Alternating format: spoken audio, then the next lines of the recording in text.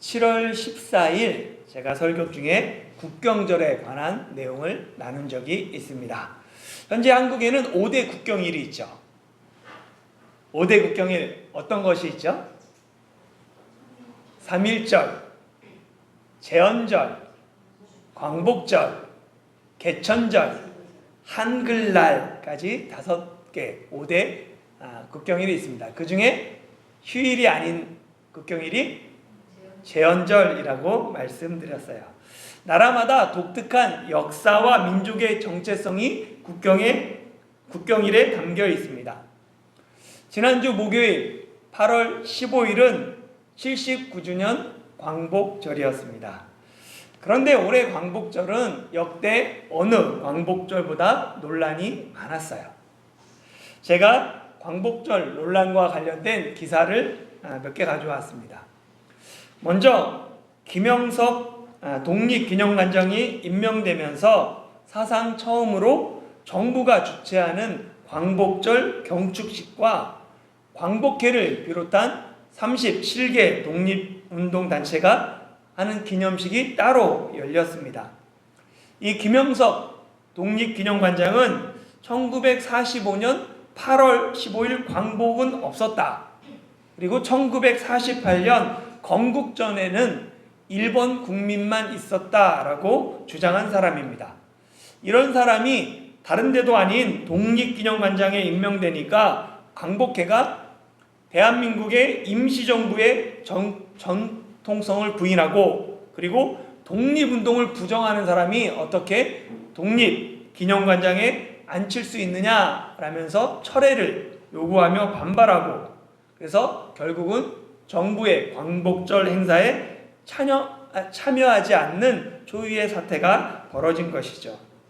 다음 논란은 공영방송인 KBS가 광복절 첫 방송으로 기모노를 입고 일본 국가인 기미가요를 부르는 오페라 나비무인을 방송했다가 시청자들의 항의에 급히 사과하는 일이 있었습니다.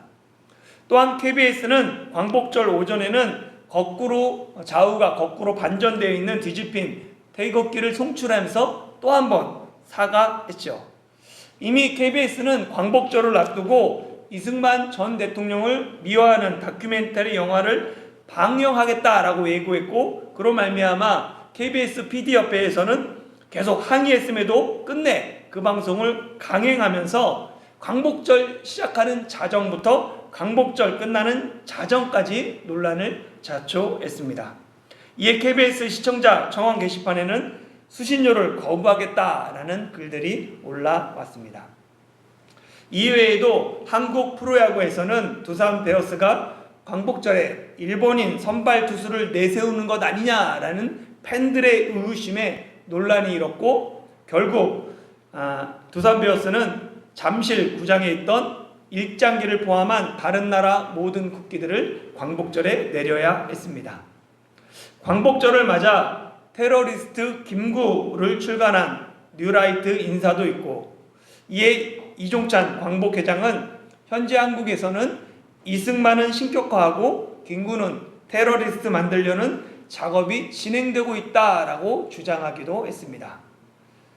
광복절 하루 전인 14일에는 국회에서 과학기술정보방송통신위원회가 공영방송 이사진 선임이 적법한가라는 청문회가 열렸어요.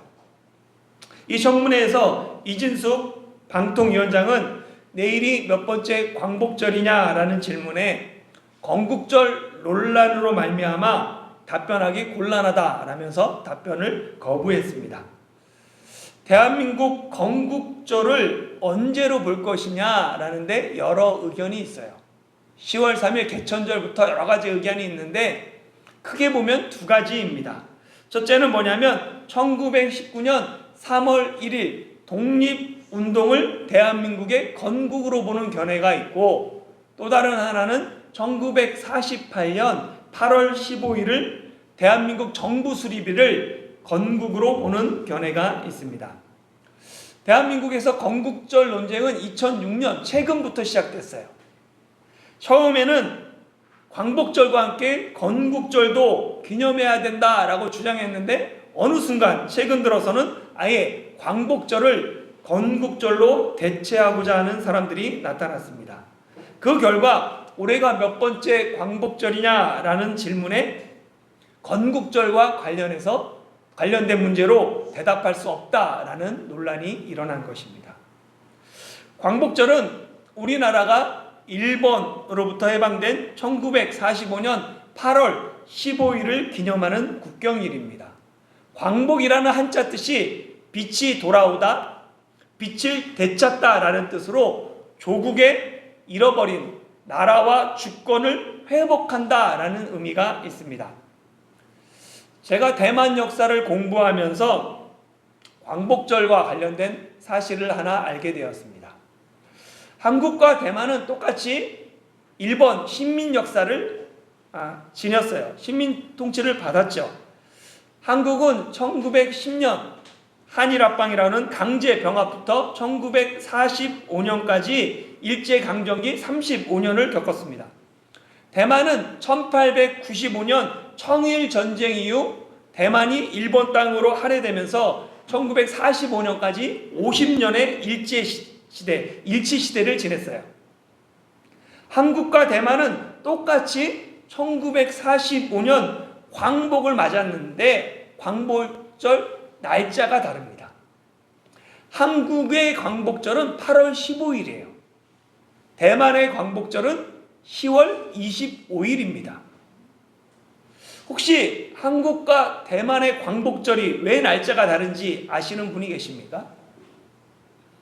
1945년 8월 15일은 일본 천황이 나뉘어야 되고 무조건 항복을 공표한 날이에요. 일본은 8월 15일이 종전 기념일로 부릅니다. 8월 15일은 일본의 패전일이에요. 그 패전일이 한국에는 광복절입니다. 이는 남한과 북한이 동일해요. 그러나 대만은 일본의 패전일이 아닌 일본과 중화민국이 공식적으로 항복 문서를 체결한 1945년 10월 25일을 광복절로 정했습니다. 한번 딱 사진을 보면, 사진은 대만 총독이었던 일본 대표가 중화민국 대표인 천이 장군에게 항복 문서를 전달하는 역사적인 장면이에요.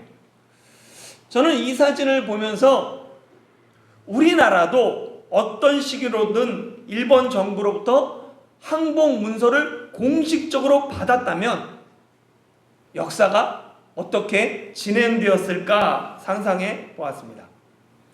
당시 일본으로부터 항복 문서를 공식적으로 받는 조선의 공식 기구가 없었어요. 그리고 공식 대표도 없었습니다. 그렇다니 보니까 해방 이후 만약에 그런 단체가 그리고 또 조직이 있었다면, 기구가 있었다면 해방 이후에 한반도가 3파선으로 나눠져서 미군과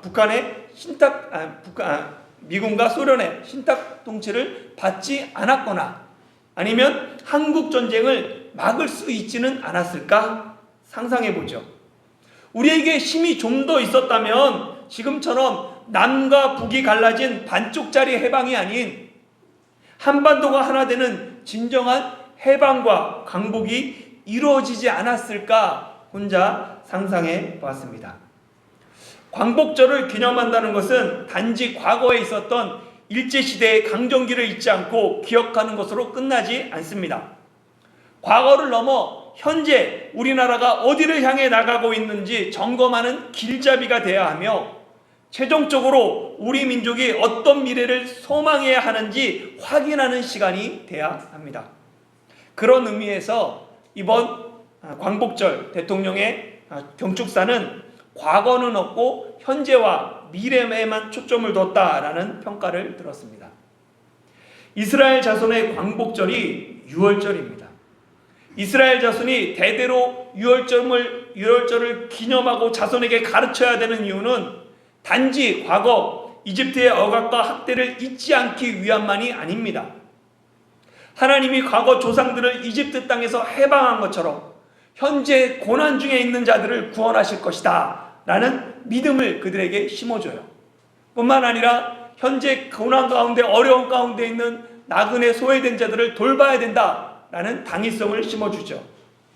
하나님이 이스라엘 자손을 약속의 땅으로 인도하신 것처럼 우리를 적과 꿀이 흐르는 온전한 광복의 나라로 인도하실 것이다 라는 것을 소망하게 합니다. 그렇기 때문에 2000년이 지났음에도 불구하고 이스라엘은 나라를 회복하게 되었어요. 이처럼 절기 속에는 과거의 감사와 현재의 믿음과 미래의 소망이 담겨 있습니다. 그래서 유대인들은 하나님의 말씀을 따라 손의 기호와 미간의 표를 삼고 율법을 입에서 떠나지 않도록 자녀들을 양육했습니다. 자녀들의 과거와 현재와 미래가 모두 절기와 여호와의 말씀 속에 달려있다라고 믿었기 때문입니다. 우리는 지난 2주의 시간을 통해 유월절을 경험한 하나님의 백성이 어떤 삶을 살아야 하는지 출애굽기 13장의 유교절과 무교절의 말씀을 통해 살펴보았어요. 배운 말씀을 한번 복습해 보겠습니다. 하나님 백성의 삶의 원칙 3가지가 있어요. 그 중에 첫 번째 원칙이 무엇이었습니까? 처음 난 모든 것을 하나님께 구별하여 돌리는 삶이었어요. 첫 번째 원칙은 이 유월절과 관련이 있습니다. 하나님이 이스라엘 자손을 이집트에서 해방하실 때 이집트의 모든 장자와 가축의 처음 난 것을 구원하셨죠. 이것을 기념하는 절기가 유월절이고 이 유월절을 경험한 통과한 사람이 하나님의 은혜를 기억하며 처음 난 모든 것이 하나님의 것입니다. 하나님께 구별하여 드리는 것이죠. 그런 삶을 살아야 하는 거예요. 이 첫 것을 거룩히 구별하여 하나님께 드리는 삶, 그것이 하나님의 원칙, 삶의 원칙의 첫 번째고 이를 우리는 하나님 중심의 삶이라고 부릅니다. 하나님 백성의 두 번째 삶의 원칙은 유교병을 먹지 말고 무교병을 먹는 삶입니다. 이는 무교절과 관련된 삶이죠. 무교병을 먹지 말라는 말씀은 누룩을 상징하는 죄를 멀리하는 삶을 의미하고 무교병을 먹으라는 말씀은 누룩 없는 순전함과 진실함으로 살아가는 삶을 의미합니다.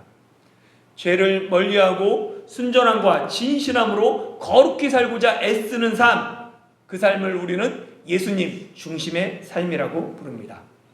이제 우리는 하나님 백성의 세 번째 삶의 원칙을 살펴보려고 합니다. 세 번째 삶의 원칙은 구름기둥과 불기둥으로 인도받는 삶이에요. 20절부터 22절까지 읽어보겠습니다. 시작. 그들이 숲곳을 떠나서 광야 끝 에담의 장막을 치니 여호와께서 그들 앞에서 가시며 낮에는 구름기둥으로 그들의 길을 인도하시고 밤에는 불기둥을 그들에게 비추사 낮이나 밤이나 지나가게 하시니 낮에는 구름기둥 밤에는 불기둥이 백성 앞에서 떠나지 아니하니라. 아멘. 신앙생활을 처음 하면서 제가 가졌던 고민은 과연 하나님이 계시는가 하는 문제였어요. 지금도 신학자들은 하나님의 존재를 증명하기 위해 다양한 방법들을 주장합니다. 우주라는 이 결과물을 보면서 우주가 있다면 우주의 처음 시작, 제일 처음 시작점, 제일 원인이 있어야 한다 라면서 그 원인의 시작을 하나님께로 두는 우주론적 증명이 있죠. 그리고 이 우주와 세계를 보면 분명히 이거는 어떤 지적이고 선한 존재가 설계해서 목적을 가지고 설계한 게 아니면 이럴 수가 없다. 이게 온전하게 돌아갈 수가 없다라는 목적론적 증명이 있어요. 인간이면 누구나 가지고 있는 초월자, 전대자에 대한 생각, 그게 무엇이든지 그런 생각이 있다면 그런 생각은 반드시 그것이 존재하거나 존재했기 때문에 존재해야만 한다라는 존재론적 증명. 인간 양심 속에는 선과 악이라는 게 있어요. 그래서 잘못했을 때는 안 되는데 죄책감을 느끼고 이렇게 선과 악의 도덕적 기준이 있다면 근본되는 도덕의 근원되는 것이 있을 것이다 라는 도덕적 증명 등 지난 2000년의 기독교 역사 속에서 하나님의 존재를 증명하기 위한 다양한 방법들이 있었어요.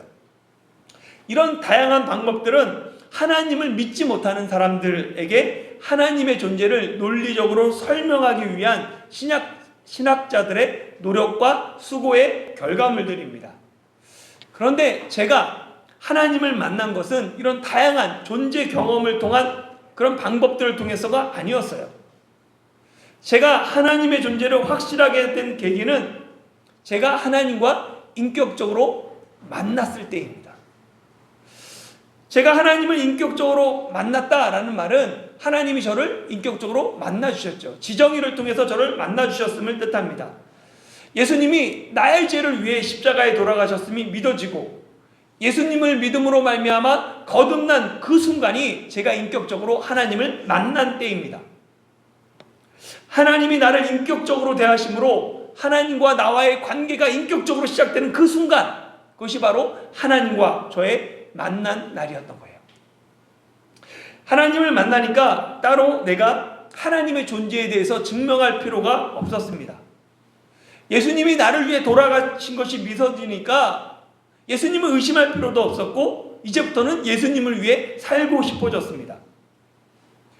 하나님을 인격적으로 만나고 예수님을 나의 구주로 영접하니까 하나님의 말씀을 알고 싶었고 그 말씀대로 살고 싶었어요.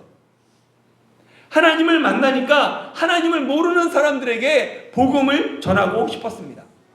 그래서 제 삶을 선교사로 하나님께 헌신했어요. 신앙생활의 첫 번째 관문인 하나님의 존재 문제, 계시는가 이 문제가 하나님을 만나니까 해결되었어요. 이제 첫 번째 난간을 통과했어요. 그리고 이후 신앙생활에서 다시 저에게 찾아온 난간은 뭐냐면, 그렇다면 이제 하나님의 인도하심을 어떻게 알 수 있는가였어요. 과연 이것이 하나님의 뜻인가? 이것이 계속되는 질문이었고 물음이었습니다. 어린 양의 피를 통해 유월절을 통과하고 누룩 없는 무교절의 삶을 살아가고자 하는 사람에게 필요한 것이 하나님의 인도하심입니다. 하나님의 인도하심이 아니고는 거룩하게 구별된 삶, 하나님의 말씀대로 살아가는 그 삶을 계속해서 살아갈 수 없습니다. 구원의 은혜에 감격하며 몇 번은 그렇게 살아갈 수 있죠. 그러나 평생 죄와 싸워 승리하기 위해서는 하나님의 인도하심이 필요합니다. 낮에는 구름 기둥과 밤에는 불기둥으로 인도받는 하나님 백성의 세 번째 삶의 원칙, 이 삶을 성령님 중심의 삶이라고 부를 수 있습니다. 구름 기둥과 불기둥의 인도하심을 받는 성령님 중심의 삶은 우리가 흔히 생각하는 것처럼 빠르고 분명하고 형통하고 편안한 길이 아닙니다. 성령님이 인도하심이 도리어 멀리 돌아가고 모호하고 정말 가기 싫은 불편한 고난의 길인 경우가 더 많이 있어요. 한번 지도를 보면 출애굽한 이스라엘 백성이 가나안 땅에서, 여기 가나안 땅에서, 가나안 땅이죠. 그러니까 이집트에서 가나안 땅으로 가는 가장 빠른 길, 이게 해안을, 지중해 해안을 따라 가는 해변 길입니다. 그리고 가장 많은 사람들이 걸어가는 길이 밑에 보면 여기 술길이라고 있어요. 가데스 바네아를 통해서 가는 술길이 있어요. 그리고 좀 돌아가지만 가장 편하고 넓은 길은 그 밑에 있는 왕의 길이라는 왕의 대로가 있습니다. 쭉 돌아가는. 그런데 하나님은 가장 가까운 해변길, 가장 대중적인 술길, 편한 왕의 길이 아닌 홍해 길로 이스라엘 백성들을 인도하십니다. 17절부터 18절 상반절까지 같이 읽어볼까요? 시작. 바로가 백성을 보낸 후에 블레셋 사람의 땅의 길은 가까울지라도 하나님이 그들을 그 길로 인도하지 아니하셨으니 이는 하나님이 말씀하시기를 이 백성이 전쟁을 하게 되면 마음을 돌이켜 애굽으로 돌아갈까 하셨습니다. 그러므로 하나님이 홍해의 광야길로 돌려 백성을 인도하시네. 요 블레셋 사람의 땅을 통과하는 길이 이 지중해를 통한 요 해변길입니다. 해변길이 가장 빠른 길이에요. 이 해변길을 통하면 2주면 가나안 땅에 들어갈 수 있습니다. 그런데 하나님은 이스라엘 백성을 해변길로 인도하지 않으셨어요. 왜냐하면 해변길에는 블레셋 사람들이 거주하고 있었기 때문입니다. 블레셋 사람들은 호전적인 민족으로 이스라엘 백성이 자기 땅을 지나가는 것, 그래서 가나안 땅에 들어가는 것 허락하지 않습니다. 그 땅을 지나기 위해서는 전쟁이 불가피해요. 그런데 이제 막 이집트에서 탈출한 이스라엘 백성은 아직 군대의 모습을 갖추지 못했습니다. 당연히 전쟁 치를 준비가 하나도 되어 있지 않았어요. 그래서 하나님은 이스라엘 백성을 홍해 광야길로 돌려 인도합니다. 홍해 광야길은 사람들이 잘 이용하지도 않고 전쟁의 위험도 상대적으로 적었습니다. 이후 이스라엘 백성이 쭉 이동한 이 출애굽의 여정을 쭉 따라가 보면 그들은 홍해를 건너 시나이 반도 남쪽 지방으로 가게 됩니다. 당시 시나이 반도 남단은 어떤 민족도 정착하지 않은 불모지였어요. 하나님은 이스라엘 백성을 시내산으로 인도하셨고 백성들은 그곳에서 약 11개월을 머물며 하나님과 언약을 맺으며 정비하는 시간을 갖게 됩니다. 때로 하나님이 우리를 가까운 길 놔두고 먼 길로 인도하실 때가 있습니다. 눈앞에 쉽고 편한 길이 있는데 구름기둥과 불기둥이 멀고 험한 길로 우리를 인도합니다. 이해가 되지 않죠. 이때 여러분은 어떻게 하십니까? 하나님의 뜻이 있음을 신뢰하며 성령님의 인도하심에 순종하십니까? 아니면 내 판단을 신뢰하며 내 소견에 옳은 대로 행하십니까? 우리가 유월절을 경험하고도 이후 신앙 성장이 더디거나 아니면 아예 멈춘 이유는 매일 우리 삶을 인도하시는 성령님의 인도하심에 나를 온전히 맡기지 못하기 때문입니다. 오랜 시간 신앙생활했음에도 신앙이 더딘 사람은 성령님의 인도하심이 아닌 자기 자신을 의지합니다. 내 지식, 내 경험, 내 의지로 살아가는 사람은 신앙 성장이 더딜 수밖에 없습니다. 성령님의 인도하심을 따라 살아가야 합니다. 비록 구름기둥과 불기둥이 나를 멀리 인도할지라도 믿고 따라가는 사람은 신앙이 성장합니다. 하나님은 권능의 손으로 이집트에서 이스라엘 백성을 탈출시키시고 그들을 그냥 내버려 둔 게 아니에요. 그들을 인도하셨습니다. 하나님은 우리를 구원하시고 이제부터는 내가 널 구원했으니까 네가 알아서 살아 라고 스스로 알아서 살라고 방목하시는 분이 아니십니다. 하나님은 우리와 함께 하시며 구름기둥과 불기둥으로 우리를 인도하는 분이십니다. 하나님이 내 길을 인도하는 사실을 믿어야 합니다. 하나님의 인도하심이 비록 멀리 돌아가는 길일지라도 하나님이 내 상황과 처지를 가장 잘 아시기에 가장 좋은 길로 오늘도 우리를 인도하십니다. 하나님이 인도하시는 길이 멀리 돌아가는 것처럼 보여도 그 길이 사실은 가장 빠르고 가장 안전한 길입니다. 그럼 왜 하나님이 우리를 먼 길로 인도하실까요? 그곳에는 하나님의 뜻이 있고 하나님의 계획이 있기 때문입니다. 문제는 그 길이 잘 보이지 않아요. 그리고 하나님의 뜻도 분명하게 드러나지 않기 때문에 우리가 의심하고 신뢰하지 못하는 것입니다. 하나님이 아브라함을 부를 때 너는 너의 고향과 친척과 아버지의 집을 떠나 내가 내게 보여줄 땅으로 가라 라고 말씀하셨어요. 하나님의 말씀은 분명히 떠나야 돼요. 그러나 어디로 가야 할지는 모호합니다. 목적지가 분명해도 익숙한 삶의 기반을 떠나는 거 쉽지 않아요.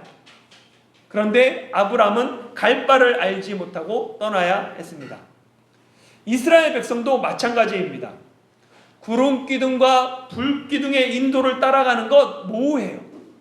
언제 출발할지도 몰라요. 어디로 갈지도 몰라요.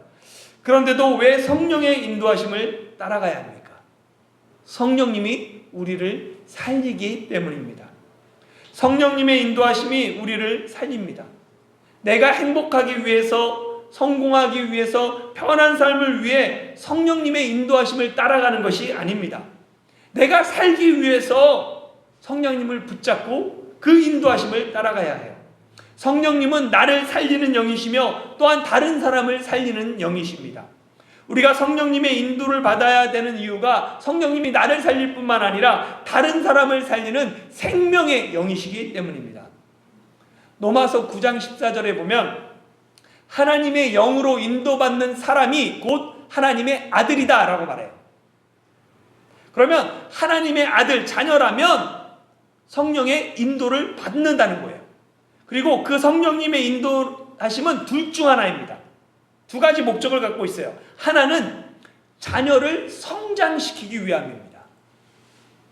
모세가 먼 훗날 40년이 끝난 다음에, 광야 40년이 끝난 후에 출애굽 여정을 쭉 해고하면서 하나님의 인도하심을 이렇게 고백해요. 신명기 8장 2절 3절 같이 읽어볼게요. 시작.